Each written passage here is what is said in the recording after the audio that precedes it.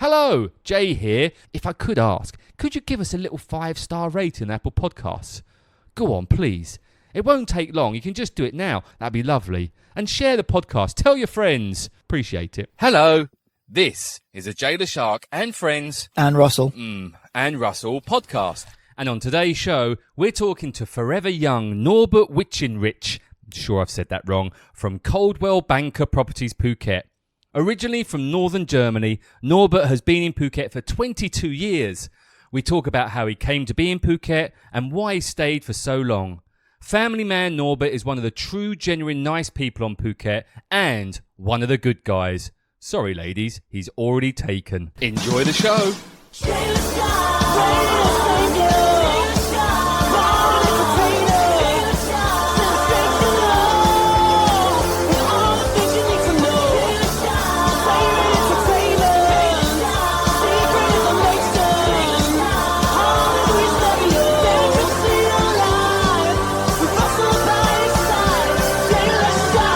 Welcome to the podcast.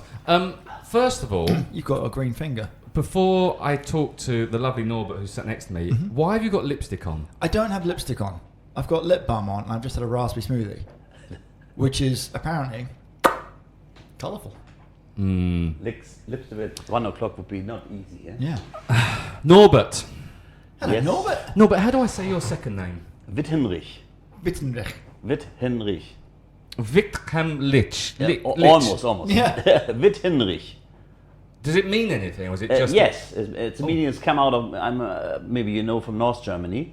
I didn't know you were from... Well, Do now. Yeah, do now. do now. So there's a little bit dialect, and the meaning is white and the name Heinrich. So the white Heinrich. So Wittinrich. you're a white Heinrich called Norbert. That's right. Okay.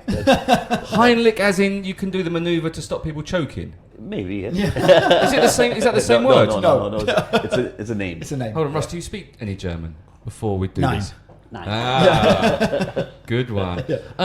How long have you been in Phuket for? Phuket now, 23 years. I arrived 1997. Why? That's That's only 24 years. I hate to sort of break the maths out. That's right. It's a funny story. I came first time, I believe, 1993 or 4 for holiday. Liked it a lot. I grew up in north of Germany, sunshine, water, and then Germany is raining and water. So I was a lot of in boating, sailing, diving, all this kind of thing. And my whole life I want to build a boat. So I came down. I met a German guy here. I think it was 96. Not like that, I'm guessing. No. Okay, just checking. Yes, that's We've right. all been there. Times have changed nowadays, so you have to ask that question.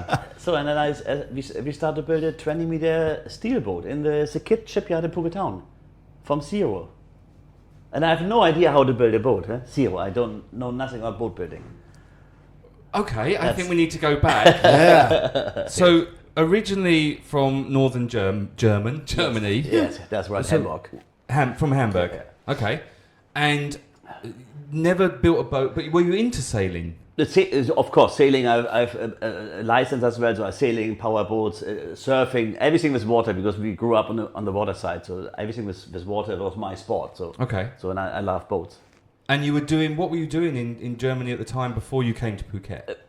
The time exactly before I been in real estate. So Hamburg is a big city, well, not big compared to other cities, but maybe 1.8 million population over there. And I was buying old buildings, subdivide them, and renovate them and sort them. So in the real estate business. And before the real estate business, in my younger years, I was working for one of the biggest German insurance companies, but in the IT section. So I have no idea about insurance, but I've been on the IT section, yes. So I was running the computer center over there.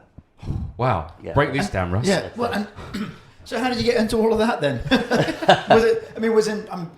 Was IT something that just from a younger age that was your path, or was it just like, I need a job? It looks like you don't know how old I am. So when I started with IT, there's no computer. I didn't want to go down that road. No PC or laptop existing, so there was no computer at all. Yeah. And so I've been at the government office and looking what kind of jobs are available. And somebody asked me, okay, look, there is somebody that you need a background in office work, but you need also some background in technical stuff. And I said, okay, let's go. So I went over there. I can use a stapler. And this was the first small computer center and the computer was called Zusitz Z23, what is today in the German Museum in Munich. So it's not a joke, it's true.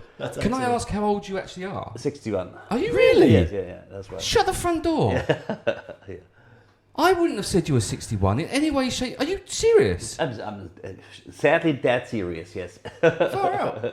Yes. What Mate, would you have said? What I would... I'll let you dig the hole first. What No, would you no. have said? I would say early 50s. I wouldn't say you're too much older than Russell. So definitely early 50s. Yeah, maybe.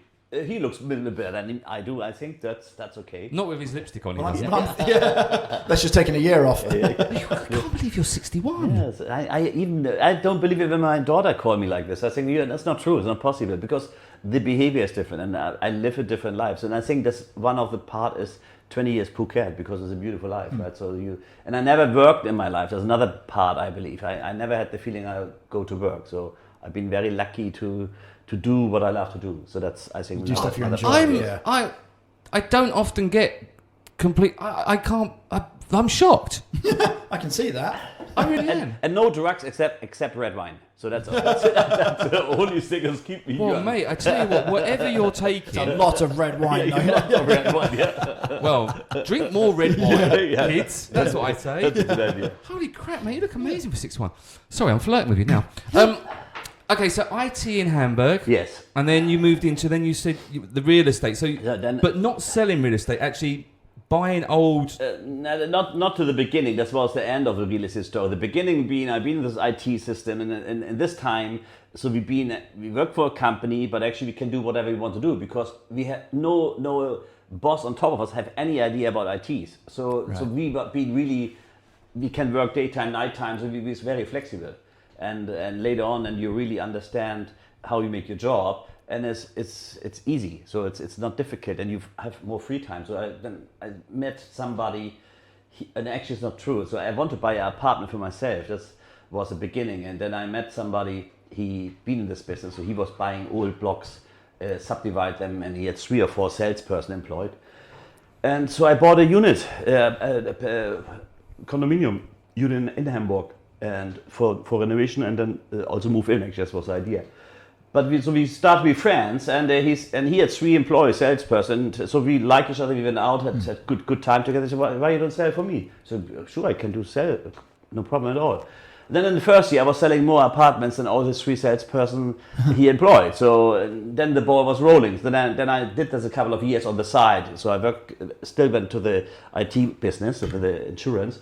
And on the side, I was building the real estate business. And I think after 3 years, I decided, okay, let's make our own company. So I built my own company, and then we was starting to do the same in a smaller scale. So he was buying hundreds or bigger, and I actually still bought from him. So I bought then maybe 5 or 6. Yeah. So in this business, right? And how old were you at this point? I started 31. Okay. 31, 32, and in 37 I've been when I came to Phuket. 37, yeah, 37. So what was the move after doing up derelict houses, or maybe not derelict so much, but doing them up? So what was the move to Phuket? Why did you just say, right, 37? Look, 37. And this time I had no kids, so a little bit free bird. So not really. Except my company, this was a responsibility and some properties, and I always had in my mind, I don't know why, but even in younger years, so I want to go overseas, do something, but I never did it for what reason ever. And so then I came to Phuket, liked it. Financially, I was somehow stable. Why was it Phuket? Accident, tell you. Spinning no, globe. yeah. Look. This time we still have some how you call the office where you book your holidays. Travel agents. Yeah. Sorry, I lost this word. Travel agent. I went on travel agent. I want sunshine where we go, and Phuket being on the map. So I said, why not? I've never been in Thailand. Let's go. Did you travel anywhere else generally? Yes, normally Spain. So The European holidays. Visa, exam. So every year we went one week over there. Then Mexico, I went. So it was a long trip already this time. So then of course Europe everywhere, Italy, Spain, France. But not really the long. Kenya one time. Okay. Hasn't mentioned England yet, has he? No. Yeah. Oh, I went one time to England. Which year was this? Have you? Well, we went. Yes. Yeah. We'll get on to that. Yes, Oh, hold on. I went. When was the European Championship where Germany was winning the European? It was 84. Didn't happen. I think it was happening. I don't remember. And Anyway, that's Norbert. He's tell lovely. Thanks, Norbert. For I remember '92 when you lost to Denmark. I think it was 84, and we been in the night before the final. We been in the pub with some friends, and then the Germans make it to the finals, and we said, look, we jump in the car and we drive over. So we drove the car to England. It must be 1990 for England. No, that was the World Cup. No, I think it was World Okay, Cup. so where was 96 European? 94, 90, this was Germany against Czechoslovakia was in the final, I believe, when I remember correctly. And so we drove over to Wembley, walked around, being lucky to get tickets, not crazy pricing, and we watched the game. Excellent. And then afterwards we went in the pub in England somewhere, get a couple of beers, and then we drove back at home. Those 4 guys, it was good fun. There we go. As you do. That's my England story. Thanks for that. Have you got family, like brothers and sisters and Yes, stuff? one brother I have. Yes. Okay.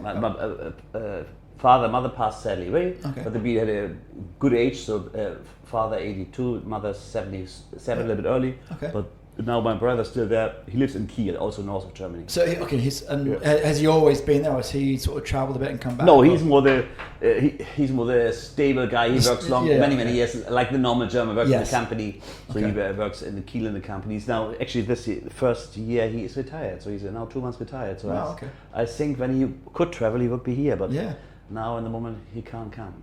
And how often do you go back? Germany, not really, because our daughter, the older one, she studied in the US. So when she was 13, what is now 6 years ago. Mm-hmm. So when we was traveling, normally we fly to US to visit the kid. Not, in Germany, only my brothers can come here. So, sure. So the reason was always we flew over, and this time she went to Florida to high school. Okay. So we were in Florida quite often. So going back to, you came to Phuket about 37. Yes. Young, free, single. That's right. Here I am. Did you come? No, not single. So I had a wife in this time. Ah, okay. From Germany. Mm. Okay. Yes, how long had you been married at that point? 8 years. 8. Okay. Wow, you got married at 29. Look at you two. I've been 30 actually. It's quite late for German style. Normally they. I guess so. Yeah, it's changed now. Now people get married a lot later. That's right. I mean, let me give you some tips about marriage. You can probably I have 2 already. Was your ex or wife at the time, was she wanting to come to Phuket as well? Yeah, we came together, but she don't liked it and I liked it. So then we decided everybody goes his way. So then that was the end of the first marriage story. Right. But you wanted to build a boat. Yes. That was the dream. The only thing I've ever seen like that is from the Shawshank Redemption. So that's when he was in prison. There's he wanted boats involved. There was at the very end. He wanted to build a boat on the beach. Yeah. Well, were you in prison at any time? In Ibiza for 6 hours. Were you really? Yes. Yeah. There were like 4 hours. Funny. Actually, again, a funny story. We've been in Hamburg. My friend, he had a nightclub. And he drove this time this big Benz with open roof convertible. And at the night we decided why we don't drive by car to Ibiza. It's not a joke. Well, no, I can give you a top tip of why you don't drive to Ibiza. Next morning we jumped in the car and we drove first down to Barcelona and then over to Ibiza, and we took the car with us. And as Ibiza is a party land, so you party, and this car they don't have a seating area in the back, only for you can put your luggage or whatever, but not real seats. And we had I think 3 or 4 other persons in the car. Normally you can only have 2. And the police stopped us and bring us to the police station, and then we had to pay. I forget the amount, but we don't have enough money with us. So then they say, okay, I have to stay at the station, and my friend had to drive back to the hotel, pick up money, and so I've been not really in the jail, but so they kept me at the police station, and until the money in cash came, and that was good fun. Excellent. Okay, so you wanted to build a boat. So you've been sailing all your life. Yes. Growing up by the sea and stuff. But then you wanted to build this boat. So how did that did you meet someone here to build this boat? Yes, I met another German guy, and we starting the idea, and we talked about it, and this was only first chit chat a little bit, and after 2 years I decided, let's do it, and then we did it. So what were you doing for 3 years because you arrived in Phuket and it took 3 years to build your boat? You still had the business back in Germany? Or Yeah, was it no, I kept it. Then I came first down. I think it was '97. I stayed for 6 months. Then went back to Germany for 6 months. So 6 months. Get rid of the business, get everything organized. Okay. And then came back again to Phuket, right? So then we starting to build the boat. So And what was the view with? Okay, I'm going to build the boat, and then what? Well, this time was actually a beginning of diving time. People was going diving. We wanted to make a dive boat, so we built a dive boat. And then I was flying up to Myanmar, and I was able to get a license to go. This time quite unusual because between Myanmar and Thailand still was a little bit travel times. So, but I was able to convincing the Minister of Tourism to give me a license. We can go direct to Myanmar. I think today is easy to do, but at this time was a little bit difficult to do. And what I did in a couple of years was quite nice. So you built a dive boat? Yes, that's what I did. And then you operated the dive boat? Yes, for 2 or 3 years, yes. And you dived before this, or not? Yeah, sure. But I've never been a diver. You know what I mean? So I like to go diving in blue water, but I'm not the. I never dove in Germany. Not at all. So, but of course, when I'm on holiday, I was diving. But the main part was boat. So I'm a boat guy. Was this a liverboard type boat? It's a liverboard type boat. Yes. I'm a boat guy, and building a boat sounds like a really cool project. But if you've never done it before, yes, that was crazy. Yeah, yes, I know. I mean, did your partner at the time in the boat building? Did he have any boat building skills at all? Yes, he has boat building skills for sure. Yes, yeah. Because just designing the boat to make sure it's the right. No, but I've been on the shipyard every day, so I was standing there for almost 2 years, and then was building and oversee the boat with of course with professionals as well, right? Oh, okay. It wasn't you with a hammer. I don't think the hammer and the. That's what I was really okay. So you was investing in. You were I was the team leader. Okay, call it like that, right? Yeah. So I was calling you and asking, can you build a boat for me? That's what I was thinking. Just they're bending the wood and then just sanding it down and painting it on and stuff. No. Okay, see, I think completely differently. Yeah. I thought you was actually when you said build a boat, I thought you was physically there whittling away with a log. Got my penknife out. I'm not sure this boat will float. I'm not sure about that. Got my Swiss Army knife. What was Phuket like back then? Quiet. More quiet for sure. I don't want to say more beautiful because I like Phuket houses today. Of course, more calm, more relaxed. Not so many people. I think one part what is for sure better is the traffic. The traffic wasn't there. I can remember when I was living in Ravai, drove my daughter to BAS. Took me maybe 25 minutes only or something like that. Wow. So a very short drive. Yeah. So I could do this daily. Today you would drive maybe 1 hour. Today maybe not, but before COVID, maybe an hour plus. Yeah. So traffic being beautiful. Especially high season. Yeah, sure. Absolutely. So that's better. So you operated the boat for a couple of years? Yes. And then where's this boat now? It's still running in sunk. Yes, it's sunk. It's done. You can go diving on it. It's really nice. No. So we sold it. Oh my God, how many years ago? And it's still running in Khao Lak. Oh wow! Yeah, it's running in Khao Lak. What did you call the boat? The boat they're running now under Seabees.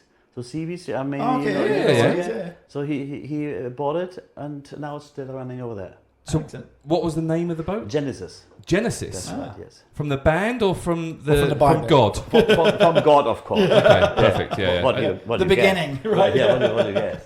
Yeah. Actually, that was going to be my joke. You're building a boat, and now you call it Genesis. Imagine how many animals can get on this boat.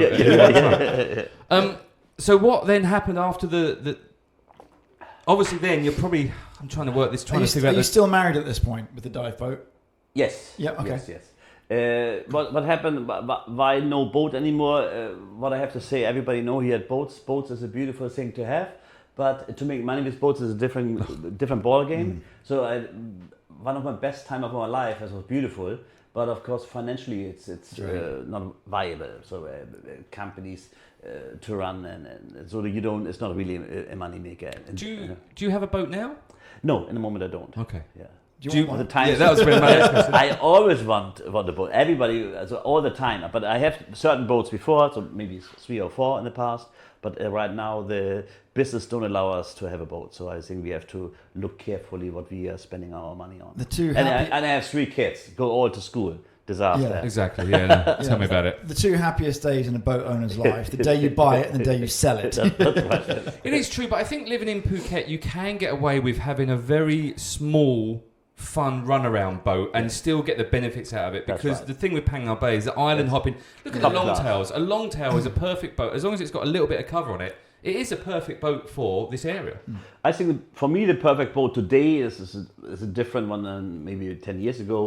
I think the perfect boat today is a boat, maybe let's call it 30 foot, 2 outboard engine. That's it. So you can go everywhere very fast. You come back in the evening and you have a great day. Decent sized red wine. Of course, cellar, good ice box, right? So that's important to have. And I think that's you don't need more. And then you have the same fun as when you go with a 60 or 80 foot boat. Yeah. So I had bigger ones, a 57 one, but I had 7 years, and I only slept I think one time overnight. That's it. And when I look to the books, the most time I've been out because I'm working. Was 13 times a year, so it was make not really sense, right? Except you're retired, you want to be on the boat, and money is not an object anymore. So then everything is fine. But when you still have to work for your money, go for a small. Yeah, a little small runaround boat without. You're right. Outboards are the best because then you can just flip them up and you can get straight onto the beach. Every shop can repair. And how many beaches have got resorts if you want to stay over? And there's 5-star resorts right down to beach bungalows for 500 baht. So. Yeah. It's an ideal boating location for the smaller boat. Yeah, I agree. So, what happened next? Yeah. Sold the boat? No. 2000. It was 2000. I think 2000 starting in 99 or 2000. You saw tourists coming and build and buying houses, and so actually some people come out of the corner and bought some land and built some houses. So I've been one of them. So I bought, I think it was 6 rye, and we built with another guy together, another Austrian guy, and we built 6 houses. German and Austrian. Yeah, that's right. It's an interesting mix. So we built 6 houses and sold them. How was it easy to... Oh, sorry, that's a terrible... Let me word that question. Was it a lot easier to buy land back then? No. Or was it still going through the... No, look, that's not easier. Same today. So always you have to make your homework before you do something. It doesn't matter when you want to build a boat or you want to buy land or a house, you have to make your homework. You need a little bit of knowledge, and the knowledge you don't have, you outsource, you get people in that have the knowledge. I bet it was a lot cheaper back then, the land. Yes. Yes. Yes. Where was this land? This the first lot we bought, been in Qatar. Okay. Rawai first. And Rawai first, then in Qatar, and then in maybe in Bam Prantong. Tanong Quang Road? Yeah. Yeah, so there's one big project called Bam Prantong, and there was building 9 villas over there.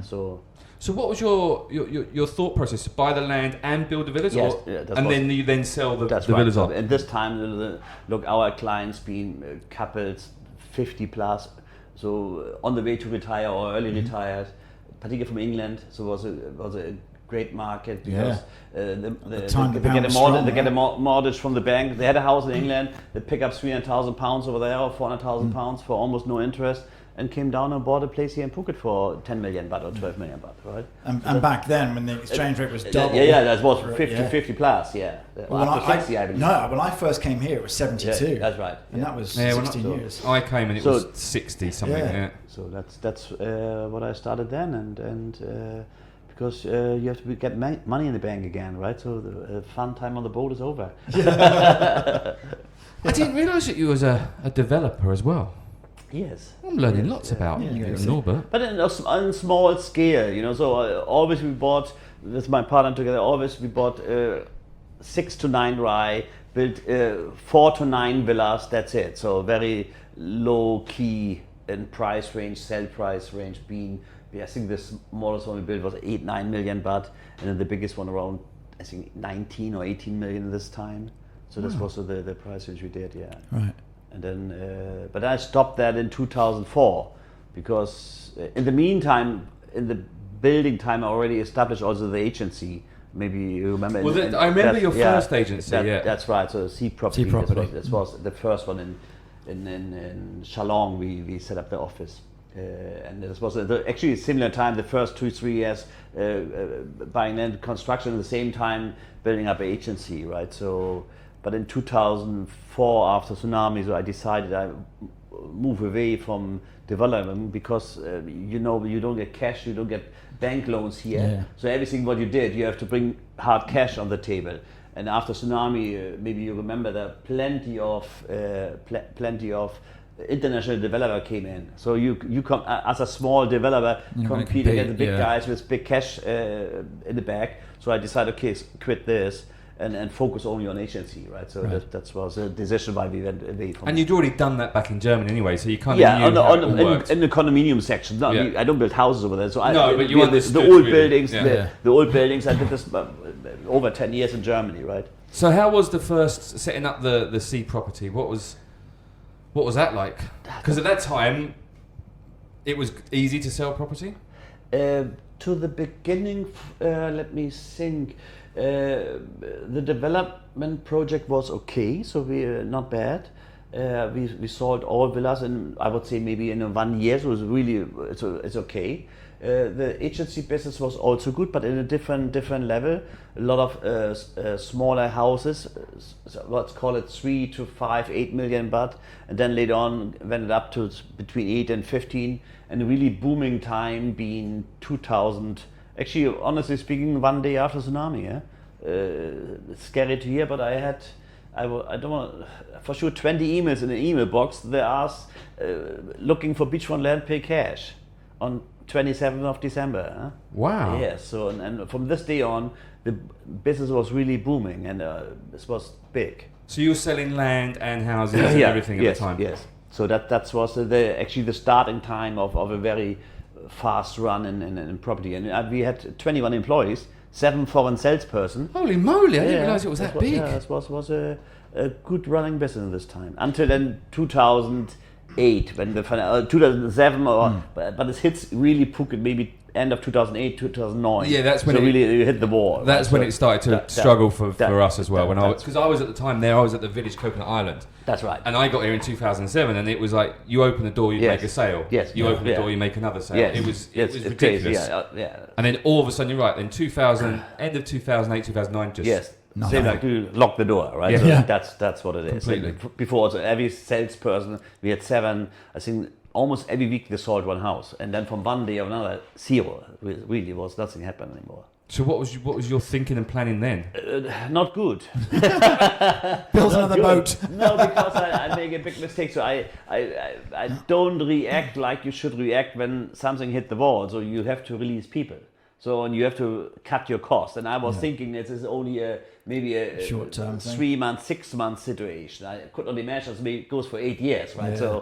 So I was running with too many people too long, and actually we had to shut down the office in 1 day, right? And make it really small and make it then a family office again, and bring it up to Boat Lagoon in this time because my daughter in this time went to BIS, so to make everything more easy, I set up an office over there. So now we are back in Laguna area after 8 years, and that's all. It was a big jump. Now, We'll jump. I want to know. You have a story that you want to tell me about you and Norbert? Yes.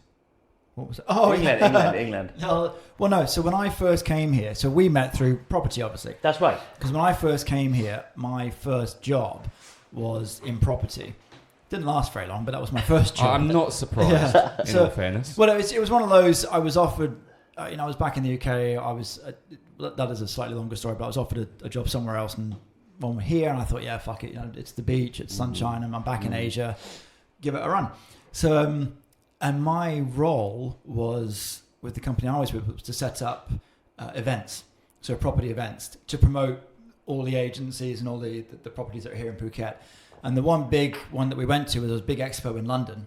That's right. The Excel Centre, Excel Centre, yes, so, I remember. And it was like my first sort of big foray into the whole sort of Phuket property thing. So, and I was completely green, had no idea what I'm doing, but I'll organise. I think it was 9 of us that went all together or something. Quite right? a big group, yes. Yeah. So I've got 9 property developers here in Phuket that I've never met before, and just sort of said, "Hey, do you fancy going to London to this big expo? We'll get everything set up, and we are like the Thailand part of this whole bigger thing." So yeah, it all sort of went, reasonably well, but it was for me, it was eye-opening because, again, like for everyone going up there, they knew obviously about property and all that. I didn't. I just knew about the event side of things.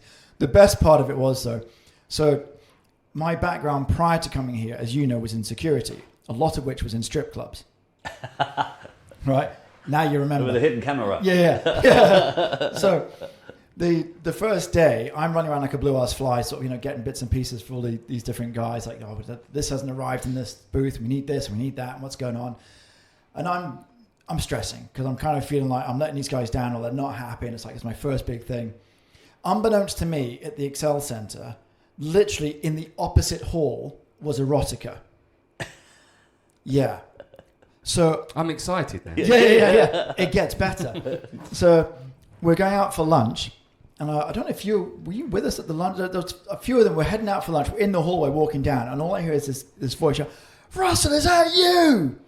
So I turn around and these two girls, one of which is Dion, who I knew from Bournemouth. Oh, Dion. Yeah. Bournemouth. Dion, if you're listening, love to see you. They come running down sort of high heels and just bikinis and boobs hanging out everywhere. Like, oh, it's so good to see you. I'm like, hey, how are you? We're just having a hug and a chat. These guys are all around me going, hold the phone. So, do you guys want to come in? Yeah, all right. So, spent a little bit of time turning around erotica, then back to the booth. And then was it either that night or the second night, we ended up in town in one of the clubs because one of the girls was dancing there. So yeah, it started off a bit rough, but it ended really, really well. Did you make any sales? Yes, we did. Not on the show. I see. But that's normal. Oh. That's normal. No, I know. So that you go on the show and sell on the spot, it's not a normal situation, except you have a custom-made product. You're really lucky. But obviously you were lucky that Russell knew sexy ladies. That was perfect. Yeah, that's what. Yeah. I was happy my wife was not with me. It was great. Yeah. Oh shit, we go online now. Yeah. So where are we now then? So C Property was... So C Property was running in down in Geelong, then also in Boat Lagoon, same like this. And I would say 5 years ago, so to the hard times where they're probably not really booming, so I realized we have 800 agents here on the island, or maybe 700, a massive amount of agents, so you have to get identification, get some branding in. So then because I've been quite often in the US to visit my my older girl, and this time she's been little, and I saw on every corner, but really sometimes on a T-junction, 2 offices of Coldwell Banker, and so I'm in property, I'm in business, so I was walking in, interest, check out, and saw many offices, talked with many people, and had a good feeling.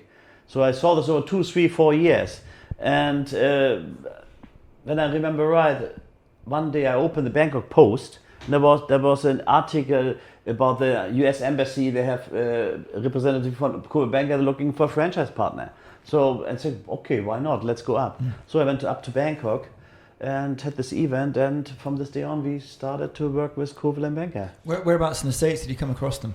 Florida. Okay, all right. Yeah. Okay. Russell likes Florida. No, I don't. Oh, do you not? No, I don't. Which was it you I did? think it's beautiful. You liked it Many yesterday? strip clubs. No, Florida's all right, but it wouldn't be my first start. I'd go West Coast more. I know where I'd go first. Texas. That's my older one now. Yeah, Texas is very cool. So, how many kids do you have? 3. 3. Yes. I understood. That was German for 3. Okay, and you've got one that's the soccer. The soccer player, yeah. And how's she doing? She's doing Sorry, well. just going off the thing, because Yeah, I see that... So how old are they? She's now 19. Yep. Yeah, so she's playing soccer in the US. Okay. Now in the moment the league is cancelled, but that's what she's doing. So who does she play for? She played in Texas. There's a team called Taylor. Okay. And she played for them as a university. And Taylor, as in just outside of Austin, Taylor. Exactly. Yes. Right. So I was in Hutto, which is just, and two of my good friends, my mentors, live in Taylor. Okay. You almost said best friend then, didn't you? Yeah, almost.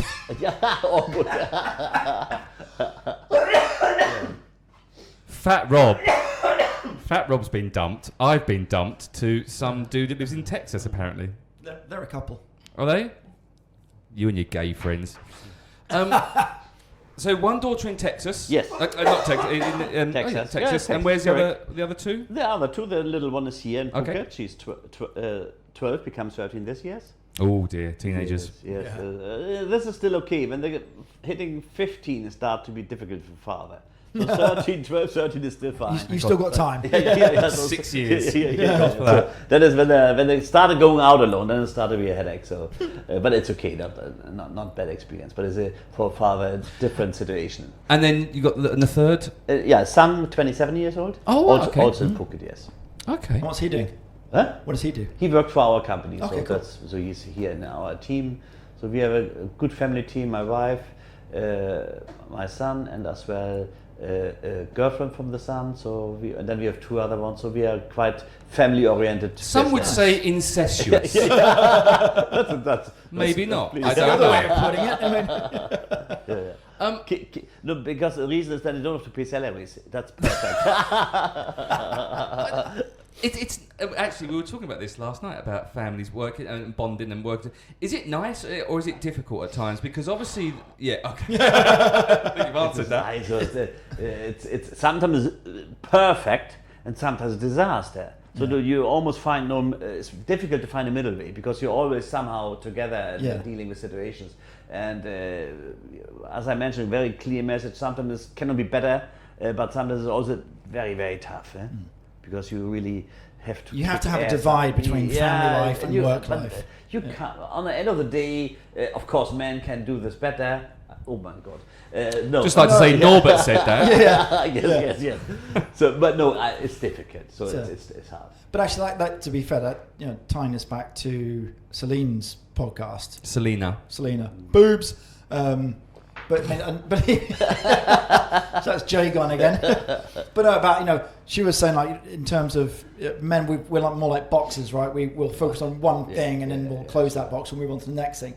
So in some ways, you probably find, broadly speaking, the average chap would find it easier perhaps to segregate between one and the other. And go on to the next part. So that's right. Whereas women are much better at multitasking, Yes. in which case they'll be doing all of it all the time. Right. Jay looks completely he's stunned. speechless. He's thinking about boobs. He's still there. Oh dear. I just don't know. Just don't know what I am. That's a whole other podcast. I know. Yeah. Oh dear. Anyway, back to Norbert. So right now you're running this little beauty, and we're actually in your office now. And I have to say, it is a beautiful office. It reminds me almost like I'm in a real estate office. No, a seaside something or other. I just like the way it looks. Very kind. It has got an ocean sea feel to it. For some reason, I don't know what it's like. The woods, everything, the blue, the maps. The idea was to the fact that we're wobbling from side to side. The bikini girls walking past. Someone selling ice cream. Sticks a of flood. But no, that was the idea. We don't want, and I saw this in the US as well. So we don't want to have an office. Yes, it looks too boring. So we want to have something when people walk in. They feel at home, so they feel good. Sit down, have a coffee, chit chat. Because what's all about real estate is connection, networking, understand what you want, and the best is you sit on the sofa and then talk to somebody. Well, honestly, the stupid thing is, I'm looking at your table. You've got this huge map of Phuket on your meeting room table. Yes. That's just a simple thing to do. Easy. It's just so easy. They're here, we're here, and you can buy here. Right. Little simple touches like that, I really like. How is business?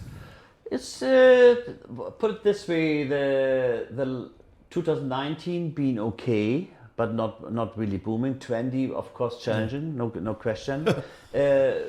21 looks like it's getting good. It's my feeling. So what's going on right now? Are there deals to be had right now? Because because there obviously is a pandemic and people have invested a lot of money in property. There is an awful lot of property on Phuket. So are there deals? Are sellers trying to get rid of their houses or their villas? Or are people sitting on it and holding it? No, but it's a quite simple explanation, I believe so. And I think you know a little bit about the system in Thailand. Every property, particularly in the luxury section, maybe some developer offering finance for the condos, but on the end of the day, everything what you're buying here, it doesn't matter, it's $100,000 or $10 million, you have to pay cash for. There's no finance available. Yeah. So everybody, you don't pay property tax, so almost zero. So to hold a property, run a property is of course much less expensive than everywhere else in the world, and there's no pressure on. So when there's no pressure on the sale, when there's no sickness in place, no divorce in place, no home problem, a company at home where you struggle, there's no reason to sell the property. So and don't drop prices. Honestly speaking, I have maybe per year in the past, or average maybe over the last 10 years, 4 or 5 really distressed sales. Everything else, people, when they don't achieve the price, they don't sell. This will change right now this year, I believe strongly. But in the lower section where people buy, let's call it 5 million, 4 million, but $100,000, $200,000, expecting rental returns they don't get. Maybe they have to pay something in their home country. So there we will see a difficult part, I believe. But on the luxury section, I don't see much in the moment. You have here and there some deals, but let's wait until June. So I think June is for me the point where you really can see which direction is going. But I believe in the lower price section already starting that you can pick up something. It's the right time. It's the right time to buy. And one other question, yes, business-wise, is with people are buying properties with the guaranteed rental returns. How's that affected during the closure of a lot of places over last year? Okay, I don't know every contract from every developer, but why not? My name is Norbert and not God. But overall, what I see in the business, the majority of developer calling force majeure. So there's okay, so they're getting away with there that are way. some I know there are some that are paying still, but there are some that don't. So it's a clear message. Of course, there's no tourists coming in for the last 10 months, and we're talking about another 10 months in front of us. Yeah. So how a developer can pull off some returns, very difficult, right? So that's not easy to do. That's the reason I see the price range, the lower price range, they will suffer more than the luxury section. And I think the next 6 months is going to be the tell, really, in terms of which way it's going. And also, the difficulty we've all had is it's impossible to sort of plan and say what's going to happen next year, what's going to happen in. I think we'll get clearer idea in the next sort of 6, maybe 9 months. Right. Well, what you see when you look for the luxury section, because Phuket did very well with COVID. We have known COVID for I think 8 months. Yeah. So my vision of what I believe strongly is as soon people can fly from overseas to Phuket, particularly Hong Kong area, we will see a lot of luxury sales coming into the box. Yeah. Because there's a lot of pressure on in this area I see, where I'm strongly think Phuket is a paradise. And for the same price you buy a small apartment in Hong Kong or in Beijing or in Shanghai, you can buy a beautiful pool villa. No, and I think that's something that, that I talk about with one of my other clients, Lyndon. We are talking that when that Hong Kong, Singapore market opens up and the flights coming, people are going to jump at the chance to come and live here. Yes, they really are, because and especially now that everyone knows that they can now work from home. That's what companies before don't understand this is possible, but now we do it for 10 months. Yeah. So you learn to deal with the situation, and you will see many people that can work from Phuket. No, and I think with the international schools and the way that Phuket's going with everything and all the new attractions that are coming, correct. Not to big up but Blue Tree, and then you've got another water park that's opening. There's all these extra things that are happening as in attractions. I think Phuket is going to boom again. Yes. For more people coming to live here. I've never been worried about Phuket. That is, you have good phases and not so good phases. You have it in Germany, in England, you have it all the time, right? So from the location and from the facilities Phuket have to offer in Asia, it's the only place to go. That's what I see. Sure. Sweet. Well, let's stick to that little positive note. Yes. So, Norbert, lastly, thinking sort of ahead, what sort of things have you got on your bucket list? Things that you'd still like to do? I'm guessing building a boat is gone. I don't want to be a pilot anymore. Also, so that's also. But bucket list. Still, I could imagine. I'm not sure I will do it, but I could imagine to be 1 year on the boat. So it is to do with the boat, but no, I will not build one. So maybe one day bringing jumping on a boat for 1 year, cruise around the world. That would be. I know your wife. That's his one part. I have to be make fair, many stops. No, Jay. I have to make many Jay, stops. no, to be fair, we can play. Norbert said he can envisage himself on a boat for a year. But if you plan to beautiful resorts, go to resort hopping. That's right. As long as she's got a plane to take her to different places. That would be the dream. But I'm not sure I will take this. But what would you, on a serious note, where would you like to go on this boat for the year? Just sail around. Is there any particular area? Asia. So okay. Anything else apart from the boat? Anything else from a part of the boat? Yes, of course. It's not a dream. It would be beautiful when you can stay with your family together. So that's what be. In the moment, everybody's living around the world, so it's difficult. So that I miss this quite long, and I wish I'd been in a position one time to have a home where everybody can stay and come anytime. So that's the biggest wish I have. So that's the biggest dream. Excellent. Yeah. Well, that would be a good point to finish on because I like that one. Yeah. Sweet. Should we finish then? I like Norbert. I want to talk about his age. I want to talk about his age again. We haven't even mentioned his beautiful penthouse that he's got for sale that I'm going to mention. He even said to me, he goes, we don't need to mention it. I'm going to mention it. He's got a penthouse. He's got a beautiful penthouse for sale at Royal Phuket Marina. I'm just going to put it out there. I want commission though. I was going to say we could go halves on it. No. I think you share or not. Yeah. Not with that lipstick on. I'm not. Norbert, thank you very much for your time. Cheers, we have been chasing you. Guys. And it's been 22 years, and honestly, once again, I still can't believe you're 61 years old. Don't I'm remember. shocked by You've done that. like a day over 59. Forget about it. Norbert, thank you very much, sir. Cheers, mate. Thanks, you, Russell. Bye-bye. Thanks, Cheers. Bye. Welcome to the outro. Welcome to the outro. Why are you giggling? I have no idea. Don't be naughty, Russell. This is a great... No, I am... Norbert, Excellent. I'm still shocked 61. Do you not think so? He looks a lot younger than 61. Yeah, to be fair. Come on, be fair. No, he doesn't look 61 in the slightest. I would have guessed sort of mid-50s, but I would have done it on the back of I know he's been here a long time, so I was just playing a numbers game. But no, he does look a lot, like me, a lot younger for the age that he actually is. But it's not just the way he looks; it's just the way he acts, the way he is. I really like him. Yeah, but that's not sexually, of course. But that's sort of, like he was saying, it's being here for 20 years. It's also just... No, I've known people here that have been here for 20 years who are right dicks. He's not, though. No, there is that. My point being is he's got a great attitude. Just stop coughing. Yeah. He's got a great attitude. He's a va vum for life. That's French, but anyway. I don't know what that is in German. No, nor do I.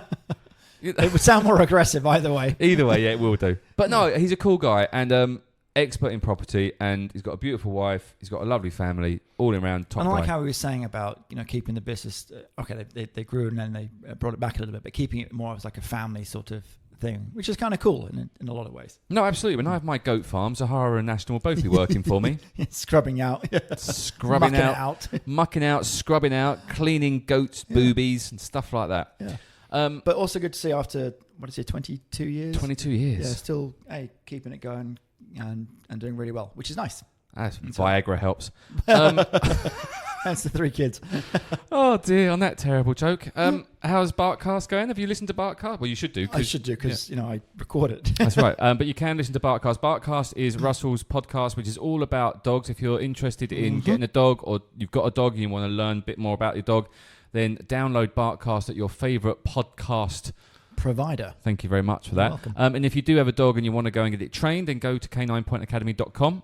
Russell does lots of stuff like that, and he also looks after doggies if you're going to go away for the weekend. Or I just can't help myself right now. Focus. I can't focus. Focus. The focus is gone. Please like us on Facebook, Sometimes Instagram, you wish Twitter. it wasn't an audio podcast. Sometimes search for the Jay the Shark and Friends and Russell show. Russell, you do this bit now. Give us a 5-star rating. I'm going to give something a 5-star rating. That definitely gets a 5-star. We shouldn't be doing and this. if you really want to sort of learn a lot more about not really, just the Jay the Shark and Friends podcast, but really also Shark Tales and a whole host of other podcast just keep media going, from I can't talk. Go to PhuketPodcast.com. That's right. Give us a 5-star rating on Apple Podcasts because I love you forever. That is just 5 stars. Thanks, Russ. You're welcome. This is Bartcast. You ain't nothing but a hound dog. Bartcast deals with just about everything dog related. Dog obedience, training, health, owning a dog, dog behaviour, and care and nutrition. Each week, your questions will be answered by professional senior trainer and owner of Canine Point Academy, Russell D. Russell, a professional member of the IACP, a registered evaluator with the American Kennel Club, and has trained thousands of dogs across a variety of disciplines. So you're rewarding the dog for barking? So yes, with the understanding, I want them to understand. I mean, for example, I could use the word speak. So speak, woof, woof, woof. Be quiet means nothing. I don't woof. You just mentioned the term raw food. What do you mean by raw food? So there's quite a big movement in some circles about feeding dogs a raw diet. So the philosophy behind it would be, dogs, generally speaking, don't sit around a fire and cook their food. They just eat the kill raw. Is it better to adopt or is it better to buy? It's a real dynamite question, that one. If you're looking for professional training or somewhere to board your dog, either short or long term, then check out Canine Point Academy. That's caninepointacademy.com or go to Facebook and search Canine Point Academy.